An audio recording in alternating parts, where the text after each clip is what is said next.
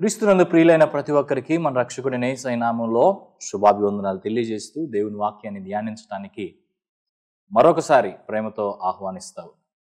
శ్రద్ధగా మీరు దేవుని మాటలు ఆలకిస్తున్నారని నమ్ముతూ మరొక సందేశంతో ఈ దినం మీ ముందుకు రావడం జరిగింది. ఈ పరిచర్య కొరకు ప్రార్థన చేయండి. దేవుడు క్రమంగా ఈ వాక్య ధ్యానము ద్వారా అనేక మంది ఆత్మీయ జీవితాలను కుటుంబాలను కట్టడానికి ప్రభువుకి ఇష్టంగా అనేక మంది జీవించలాగున ఆత్మ కార్యము జరిగించబడినట్లు ఈ ప్రార్థనలో జ్ఞాపకం చేసుకోవాల్సిందిగా మనం చేస్తున్నాం. ఆదికాండం 2వ అధ్యాయం 23వ వచనానికి వచ్చేసాం. అప్పుడు ఆదాము ఇట్లనెను, నా ఎముకలలో ఒక ఎముక, నా మాంసములో మాంసము, ఇది నరునిలో నుండి తీయబడిన గనుక నారి అనబడును. ఇప్పుడు వరకు దేవుడే మాట్లాడాడు.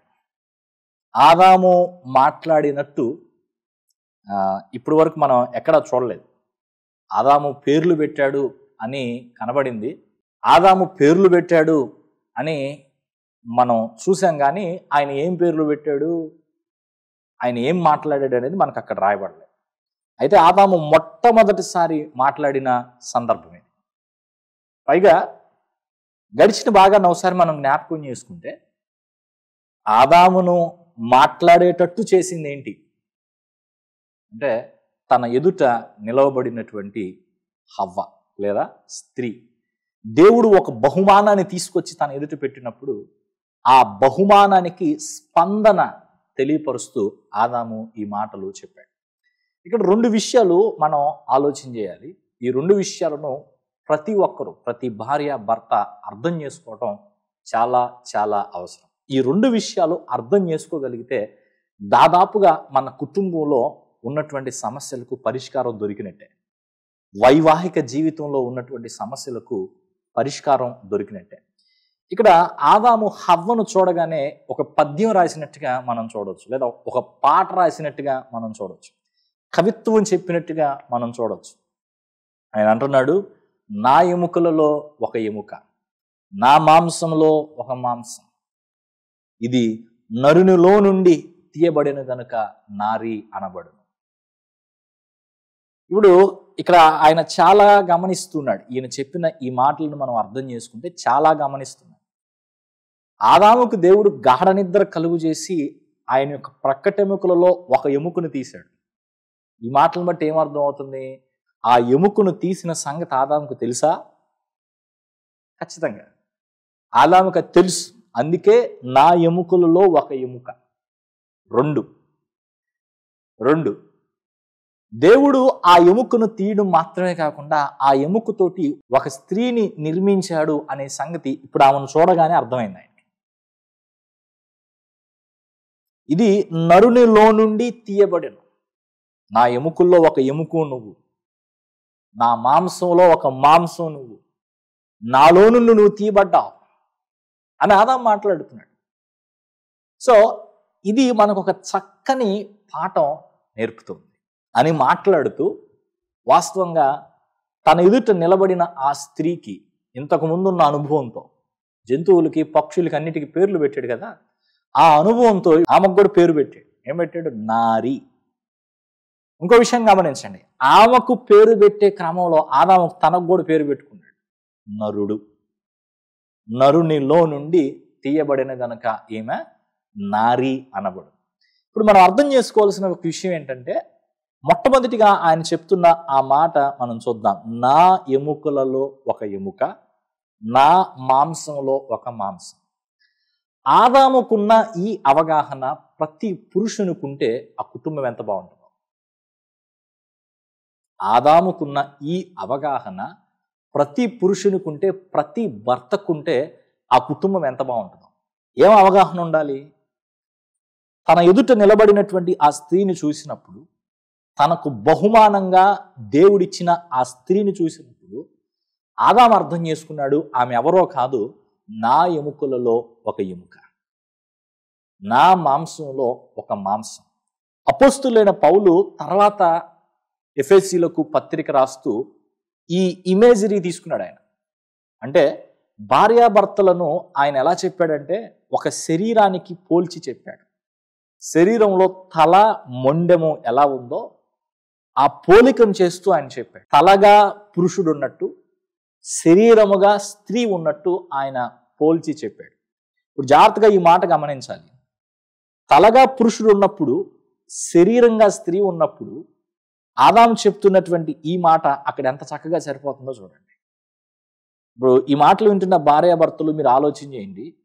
మీరు పురుషుడైతే మీరు తల, దేవుడు నీకు ఇచ్చిన బహుమానం భాగస్వామి ఎవరున్నారో ఆవిడ శరీరం. ఇప్పుడు ఆవిడ ఎవరో? నీ ఎముకలలో ఒక ఎముక. అంటే ఆవిడ నీ శరీరములో భాగం, ఇంకెవరో కాదు, నీ శరీరములో భాగం. ఇప్పుడు ఇది మనం అర్థం చేసుకున్నప్పుడు మన శరీరం విషయంలో మనం ఎలా శ్రద్ధ తీసుకుంటామో, మన శరీరం విషయంలో మనం ఎంతగా ప్రేమను కనబరుస్తామో, నా ఎముకల్లో ఒక ఎముక నా ఎదుట ఉన్న స్త్రీ అని అర్థం అయితే అంతే చక్కగా ఆ స్త్రీ విషయంలో మనము వ్యవహరిస్తాం. నాకు కొన్నిసార్లు అనిపిస్తుంది జీవితంలో మనకు దొరికే బెస్ట్ పార్ట్నర్ ఎవరంటే ముఖ్యంగా తనను తాను ప్రేమించుకోవటం తెలిసిన వ్యక్తి అయి ఉండాలి. It's really important to love your self. మొదట నిన్ను నువ్వు ప్రేమించుకోవటం నీకు తెలిసినప్పుడు మాత్రమే వివాహంలో కానీ యేసుక్రీస్తు వారు మనకిచ్చిన 2వ ఆజ్ఞను నెరవేర్చుకోవటానికి కానీ ఉపయోగపడుతుంది. 2వ ఆజ్ఞ ఏంటి? నిన్ను వలె నీ పొరుగువాడిని ప్రేమించు. నిన్ను నువ్వు ప్రేమించుకోవటం నీకు చేత కాకపోయినప్పుడు నీ పొరుగువాడిని ఎలా ప్రేమిస్తావు? నిన్ను నువ్వు ప్రేమించుకోవటం అంటే అది మళ్ళా స్వార్థం వైపు ఆలోచన చేయదు. కనీసం నీ గురించి నువ్వు జాగ్రత్త తీసుకునే వ్యక్తివిగా ఉండాలి. నీ పట్ల నీకు ప్రేమ ఉండాలి. అప్పుడు నిన్ను నువ్వు ఎలా ప్రేమించుకుంటున్నావో ఇంకొక వ్యక్తిని అలా ప్రేమించగలవు. అయితే ఇప్పుడు దేవుడు దీన్ని వివాహ వ్యవస్థలో ఏర్పాటు చేసిన విధానాన్ని ఆలోచించండి. స్త్రీ పురుషులను భార్యాభర్తలుగా దేవుడు వివాహ వ్యవస్థలో పెట్టినప్పుడు పురుషుణ్ణి తలగాను స్త్రీని మొండెముగాను లేదా శరీరంగాను ఏర్పాటు చేసినప్పుడు ప్రతి పురుషుడు తాను తల అయినప్పటికీ తన పక్కన దేవుడు ఉంచినటువంటి ఈ స్త్రీ తన శరీరము లేదా తన శరీరములో భాగము. ఆవిడ నేను కలిస్తేనే శరీరము సంపూర్తి అవుతుంది, నా ఎముకల్లో ఆవిడ ఒక ఎముక అని అర్థం చేసుకొని కొనసాగాలి. నా మాంసంలో ఆవిడ ఒక మాంసము అని అర్థం చేసుకొని కొనసాగాలి. అంటే నేను ఆవిడ వేరు వేరు కాదు. ఇది ఇప్పుడు ఒక శరీరం తీసుకుందాం. ఈ శరీరంలో తలకు నొప్పి వచ్చింది అనుకో, ఆ నొప్పి నీది కదా, నువ్వే పడు అంటదా కాలు,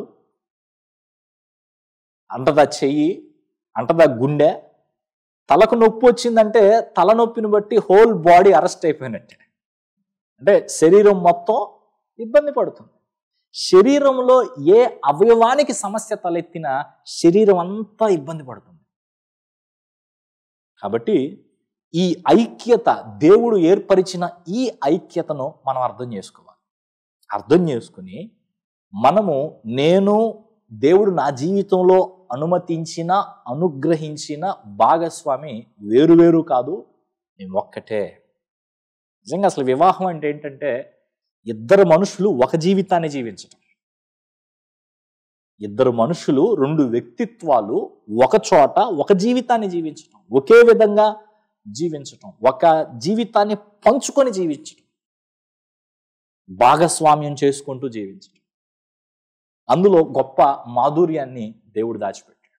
అయితే అది కొనసాగాలంటే భర్త వైపు నుంచి చేయాల్సిందేంటో ఈరోజు నేను మీకు తెలియపరుస్తాను. రేపటి భాగంలో భార్య వైపు నుంచి చేయాల్సిందేంటో చూద్దాం. భర్త వైపు నుంచి భర్త చేయాల్సింది ఏంటి అంటే ఈ మాట అనుకోవాలి. ఆవిడ నా ఎముకల్లో ఒక ఎముక అనుకున్నప్పుడు ఏం చేస్తాం? ఈ సందర్భంలో అపోస్తలుడైన పౌలు గారు చెప్పిన మాట నేను మీకు జ్ఞాపకం చేస్తాను. ఎఫెసీయులకు రాయబడిన పత్రిక 5వ అధ్యాయం 28వ వచనం. అటువలనే పురుషులు కూడా తమ సొంత శరీరములను వలె తమ భార్యలను ప్రేమింప బద్దులై ఉన్నారు. ఎట్లాగా? తమ సొంత శరీరములు వలె అంటే మన శరీరాన్ని మనం ఎలా ప్రేమించుకుంటాము అలా భార్యను ప్రేమించాలి అని పురుషుడికి దేవుడు బోధిస్తున్నాడు, భర్తకు దేవుడు బోధిస్తున్నాడు. అయితే ఇప్పుడు ఆవిడ నా శరీరం అని నీకు ఎప్పుడు అర్థమైంది? ఆదాములాగా ఆవిడ నా ఎముకల్లో ఒక ఎముక అని నువ్వు తెలుసుకున్నప్పుడు, ఆవిడ నా ఎముకల్లో ఒక ఎముక అనే సంగతి నువ్వు తెలుసుకున్నప్పుడు ఆవిడ నీ శరీరంలో భాగం అనే సంగతి నువ్వు గ్రహించగలుగుతావు.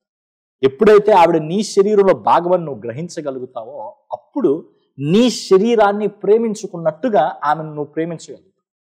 తర్వాత మాట గమనించండి, ప్రేమింపబద్ధులమై ఉన్నాము, తన భార్యను ప్రేమించువాడు తన్ను ప్రేమించుకొనుచున్నాడు. ఇది ఇంకా అర్థం కావలసిన విషయం. తన భార్యను ప్రేమించువాడు తన్ను ప్రేమించుకుంటున్నాడు అంటే ఇప్పుడు శరీరాన్ని ప్రేమిస్తున్నావు అంటే ఎవరిని ప్రేమిస్తున్నట్టు? నిన్ను నువ్వే ప్రేమించుకుంటున్నట్టు, వేరే వాళ్ళని కాదు. సో తన భార్యను ప్రేమించేవాడు, ఇప్పుడు భార్యను ప్రేమించడం అంటే నిన్ను నువ్వు ప్రేమించుకోవటమే. నా ఎముకల్లో ఒక ఎముక నీకు అర్థమైనప్పుడు ఆ ఎముకను నువ్వు కష్టపెట్టడానికి, ఆ మాంసాన్ని నువ్వు కష్టపెట్టడానికి ఇష్టపడకూడదు. ఎందుకంటే అది నీలో భాగం. నీలో భాగం కాకపోతే అప్పుడు వేరే విషయం. కానీ ఆవిడ నీలో భాగం, ఆ స్త్రీ నీలో భాగం, ఆ పురుషుడు నీలో భాగం. ఇది మనం అర్థం చేసుకున్నప్పుడు ప్రేమింపబద్ధులమై ఉన్నాము, మనల్ని మనం ప్రేమించుకుంటున్నాం. 29, తన శరీరమును ద్వేషించిన వాడెవడనూ లేడు. ఉన్నారా? తన శరీరాన్ని ప్రేమించుకోలేకపోవటం వేరు, ద్వేషించటం వేరు. నాకొద్దు ఈ శరీరం అనుకునే వాళ్ళు ఉంటారా? We really love our bodies.